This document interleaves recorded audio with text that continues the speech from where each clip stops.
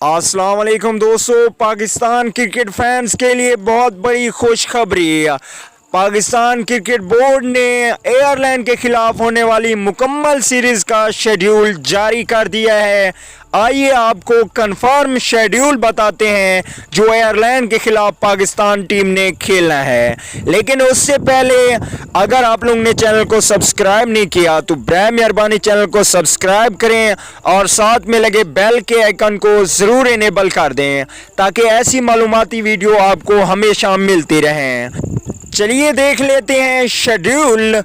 4 जुलाई 2020 को पहला ODI match versus Netherlands के खिलाफ खेला जाएगा। 7 जुलाई को सेकंड ओडीआई मैच नीदरलैंड के खिलाफ खेला जाएगा। इसके अलावा दोस्तों 9 जुलाई को तीसरा और आखिरी ओडीआई मैच खेला जाएगा। उसके बाद T20 सीरीज शुरू हो जाएगी। 12 जुलाई को पहला T20 मैच वेस्ट आयरलैंड खेला जाएगा और 14 जुलाई को सेकंड T20 मैच आयरलैंड के खिलाफ खेला जाएगा। तो दोस्तों दो टीमों के खिलाफ पाकिस्तान ने सीरीज खेलनी है।